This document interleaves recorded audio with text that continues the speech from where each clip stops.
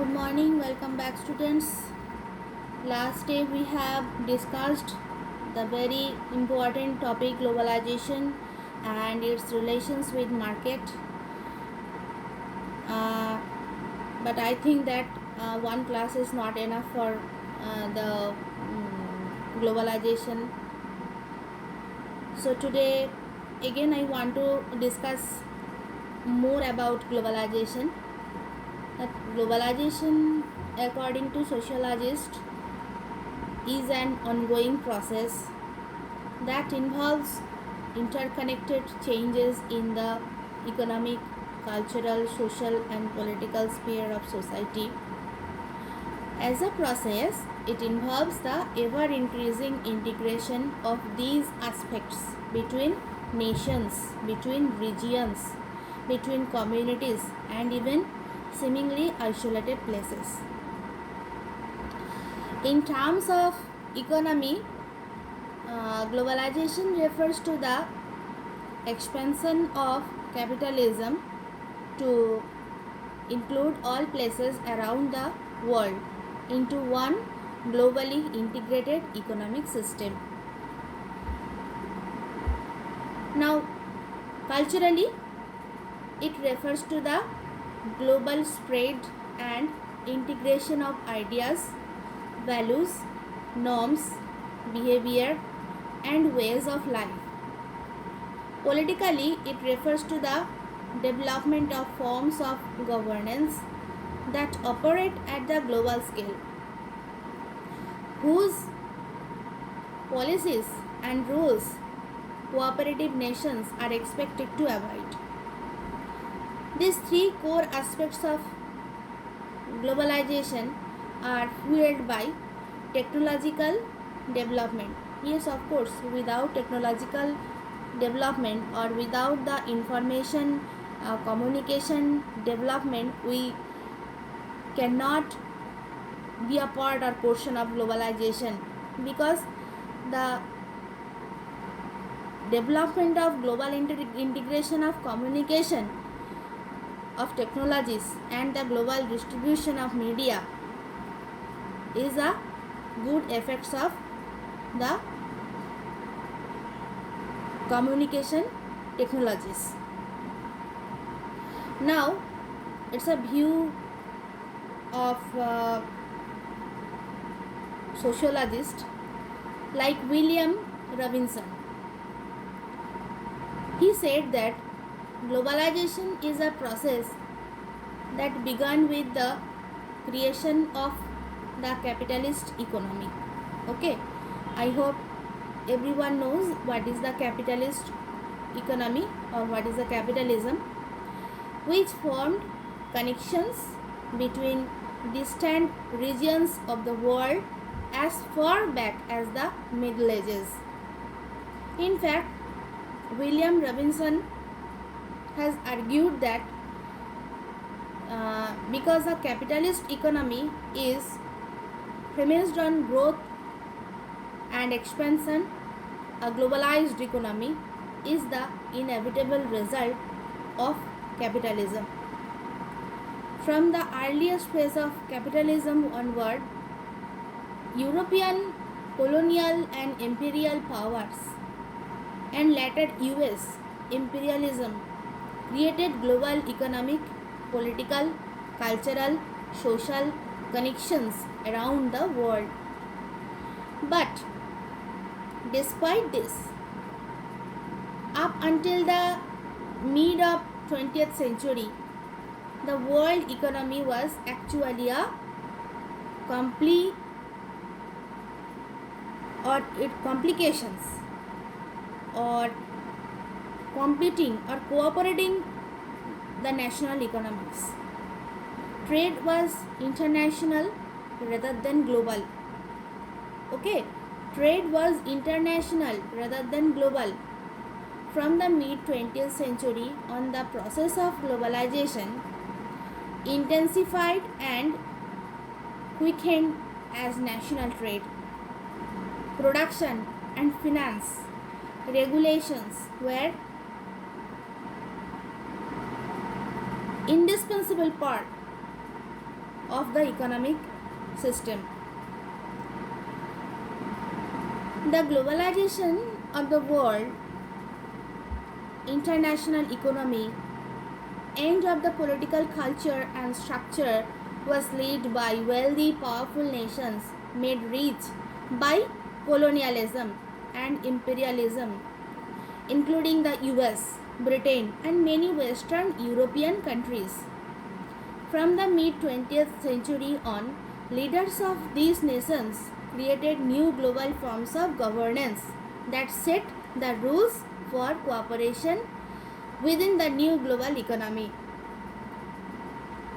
These include the United Nations, the World Trade Organization, the Group of 20, the World Economic Forum, etc. Now, as a sociologist, you may have the questions that is, what is the cultural aspects of globalization and why we are studying globalization? Because society is a laboratory for a sociologist. So, why we are studying globalization? Because the process of globalization also involves the spread and diffusion of ideologies. Diffusions of ideologies means ideas, values, norms, beliefs, and expectations that foster, justify, and provide legitimacy for economic and political globalization.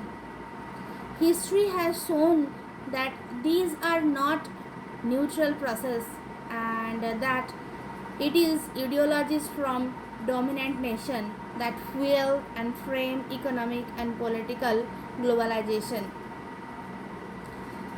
Generally speaking, it is these that are spread around the world, becoming normal and taken for granted. The process of cultural globalization happens through the distribution and consumption of media, consumer goods, and the Western consumer lifestyles. Like we are now generally used to say that McDonald's or Pizza Hut, etc., etc. It is Western consumer lifestyle. It is also fueled by globally integrated communication system. Where from we learned it? Where? It's a part of communication system like social media, disproportionate media coverage of world's elite and their lifestyles. The movement of people from the global north around the world via business and leisure travel, and the expectations of these travelers that host societies will provide a high culture and experiences that reflect their own cultural norms. Because of the dominance of Western and Northern cultural, economic, and political ideologies in shaping globalization. Some refers to the dominant form of it as globalization from above. This phrase refers to the top-down model of globalization that is directed by the world elite. Okay. In contrast, the alter globalization movement, composed of many of the world's people, working poor, the laborers, and the activists, the advocates for a truly democratic approach of globalization, known as globalization from below. So, structured this way, the ongoing process of globalization would reflect the values of the world's majority rather than those of its elite minority. So students, please, I am requesting again to everyone, please go through the whole chapter if you will read the chapter, then any types of questions you can face. Now, another important term or another important points are the next point from our book, that is liberalization and the globalization. Liberalization, market versus state. In our book, now I am going to discuss the globalization of the Indian economy has been due primarily to the policy of liberalization that was started in the late 1980s. So liberalization includes a range of policies such as the privatization of public sector enterprise, selling government owned companies to private companies, losing of government regulations on capital, labor and trade, a reduction of tariffs and import duties so that the foreign goods can be imported more easily, and allowing easier access for foreign companies to set up industries in India. Another word for such changes in marketization or the use of market or market-based process rather than government regulations or policies to solve social, political or economic problems. These include relaxations or removal of economic controls, deregulations, privatization of industries, and removing government controls over wage, over prices, etc. Those who advocate marketization believe that these steps will promote economic growth and prosperity because private industry is more efficient than government owned industry. The changes that have been made under the liberalization program have stimulated economic growth and opened up Indian markets to foreign companies. For example, many foreign branded goods are now sold which were not previously available. I hope you know that increasing foreign investment is supposed to help economic growth and employment. The privatization of public companies is supposed to increase their efficiency and reduce the government's burden of running these companies. However, the importance of liberalization has been mixed. In what sense? Many people argue that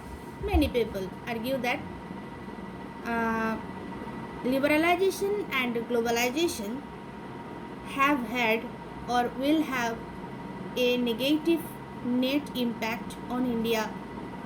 That is, the costs and disadvantages will be more than the advantages and benefits.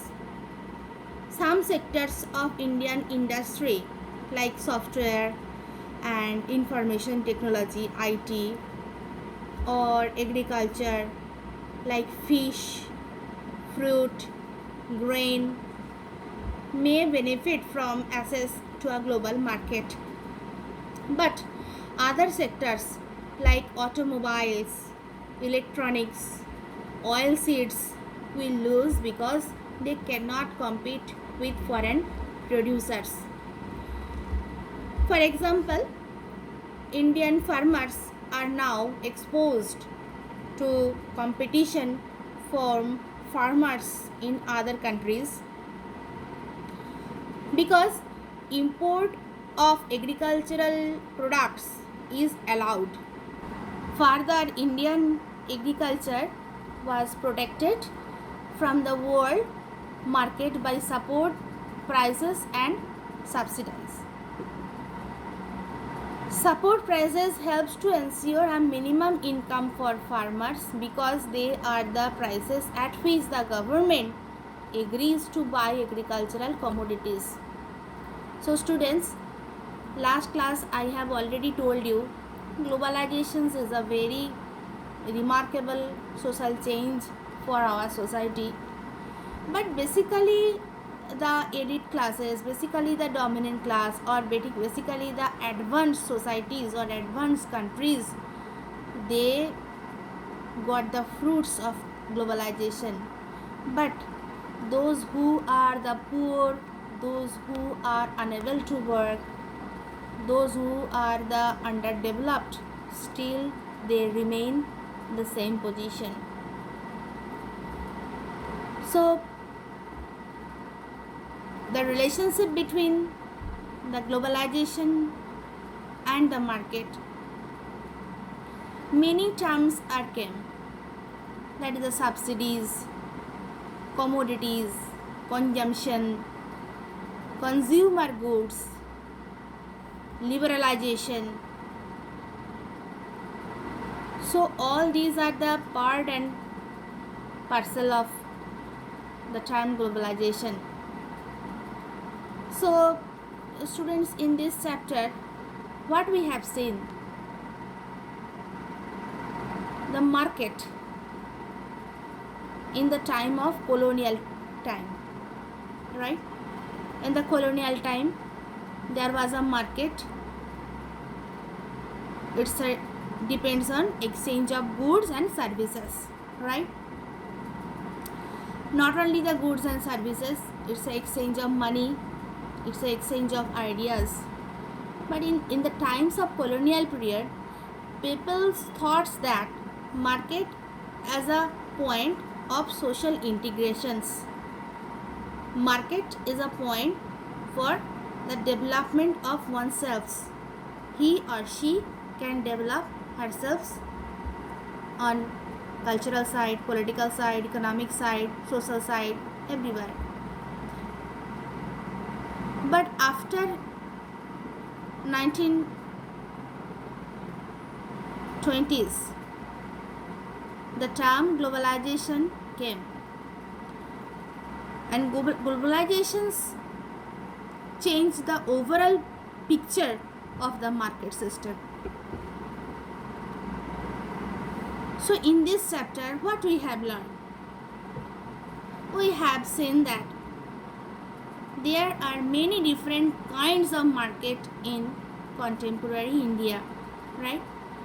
From the village, hut is a Bengali term, and the primitive people, they are generally used the terms till nowadays.